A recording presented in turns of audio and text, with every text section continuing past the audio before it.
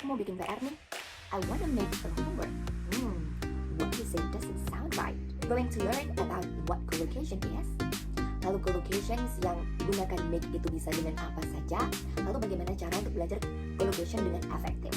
So let's check this out.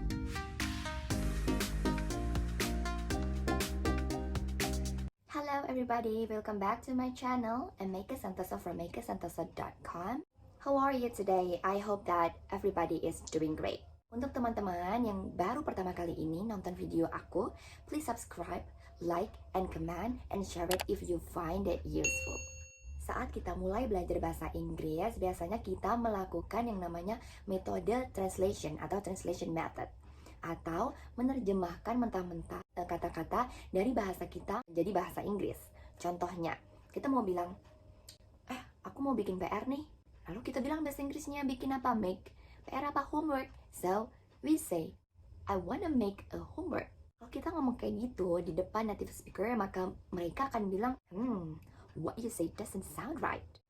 Atau kalau kita mau bilang, aku butuh cari uang nih. Then we said, I need to find money. Kalau ada native speaker yang dengar kita ngomong kayak gitu, pasti dia juga bilang, I think it doesn't sound right. Kalau kita terjemahkan mentah-mentah, maka orang yang kita ajak berkomunikasi memang tahu apa arti dari kalimat kita. Tapi jika kita berbicara dengan native speaker, maka mereka akan bilang, oh, it's wrong. It's wrong collocation. Nah, supaya kita tidak menerjemahkan mentah-mentah, maka kita harus tahu yang namanya collocation. So, what's collocation? Collocation means some words fit together and other words don't. Jadi kadang kalau kita menerjemahkan kata-kata secara mentah-mentah, maka kadang it doesn't work in English or it doesn't make any sense. Contohnya itu tadi, kita nggak bisa bilang I want to make a homework. Location yang tepat untuk homework itu bukan make, tapi do. I want to do a homework. Lalu mencari uang, collocation yang tepat untuk mencari uang dalam bahasa Inggris itu bukan mencari find, lalu uang adalah money, tapi make money. I need to make money. So today we're going to learn more about collocations. We're going to learn about what collocation is. Lalu collocations yang menggunakan make itu bisa dengan apa saja. Lalu bagaimana cara untuk belajar collocation dengan efektif. So let's check this out. Dan susahnya untuk belajar collocation, there isn't any logic to it. Jadi nggak bisa kita berpikir dengan logis. Satu-satunya jalan untuk bisa belajar collocation adalah menghafalnya. Sekarang kita akan bahas tentang collocation yang menggunakan kata make. Karena ini yang paling kita gunakan dalam percakapan sehari-hari. Kita tahu bahwa arti dari make adalah membuat. Tapi jika kita gabungkannya dengan kata lain, maka make ini akan menghasilkan arti yang berbeda-beda. Tapi yang perlu kita ingat saat kita menggunakan make plus noun adalah artinya menghasilkan atau menciptakan. Jadi yang tidak ada menjadi ada, maka kita bisa menggunakan make. Misalnya tadi mengerjakan PR. Mengerjakan PR, mengapa kita tidak menggunakan make a homework? Karena itu PR-nya sudah ada, kita tinggal mengerjakan. Jadi pakainya bukan make, tapi do. Karena do ini artinya adalah menyelesaikan atau mengerjakan gitu. Homework diselesaikan kan, maka pakainya do homework. Sedangkan untuk make plus noun ini, kita bisa memakai make saat arti yang dihasilkan adalah menghasilkan atau menciptakan, membuat dari tidak ada menjadi ada. Kita akan belajar tentang 20 collocation menggunakan make plus noun yang paling sering kita jumpai dalam kehidupan sehari-hari. Could you please make a cup of coffee for me? I prefer to make breakfast at home every day. If you're making dinner, I'll make dessert. I've made the decision to quit my job. Stop making excuses. They made her an offer after the interview. I want to make friends with all people here. I need to make a call now. Don't make a sound. I make my bed every morning. The students made a mess when they had lunch together. Have you made any plans for your next trip? I think you have made a mistake. Finally, my online shop is making a profit.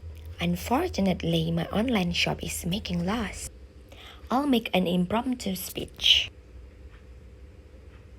You can make an effort to buy this bag. I should make a to-do list. I will make money on the internet. Your son has made a lot of progress at school this year.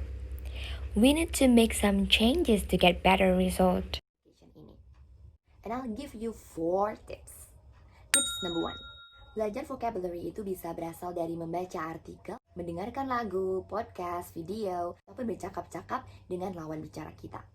Jangan sekali-kali belajar vocabulary dengan cara menulis list atau mencatat kata-kata dari kamus, because it doesn't work at all. Yang kedua adalah saat kita membaca lalu kita menemukan kosakata baru, maka jangan hanya menulis atau mencatat satu kata yang kita maksud saja. Tapi kita harus mencatat keseluruhan kalimat yang bisa memberikan arti atau konteks. Dengan begitu, saat kita ingin membuat kalimat itu, menggunakan kata itu di kalimat yang baru, kita tahu cara penggunaannya. Misalnya, alih-alih hanya menulis keep in touch sama dengan terus berkomunikasi, kita harus menuliskan satu kalimat utuh dengan makna tertentu. Misalnya, I use WhatsApp to keep in touch with my friends overseas.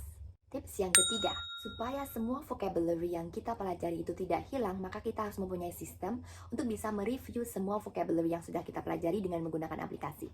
Salah satunya adalah menggunakan aplikasi bernama Anki App. Apa itu Anki App? Bagaimana cara kerjanya? Apa fungsinya? Teman-teman bisa lihat di video aku yang ini. Yang keempat, tentu saja use them. Gunakan vocabulary. Saat kita sudah mencari collocation yang ada, lalu kita mencatatnya, mencatat di satu kalimat penuh dengan makna tertentu, lalu yang terakhir adalah gunakan.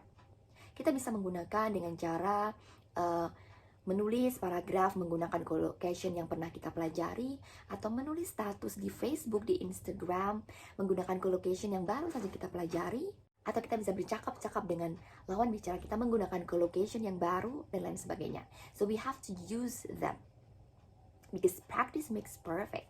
Atau misalnya kita bisa menantang atau membuat challenge sendiri untuk diri sendiri saat kita sudah mencatat 10 collocations misalnya, lalu kita harus membuat satu paragraf yang bisa memuat 10 collocations tersebut. I'm sure it works a lot. Oke teman-teman, itu tadi arti dari collocation. Ada 20 collocations menggunakan make plus noun. Lalu ada 4 tips bagaimana cara kita belajar collocation secara efektif. So I hope that my video would be useful for you. So please kindly subscribe my YouTube channel, like and comment, and share it to your friends if you find it useful and interesting. See you next time, and bye!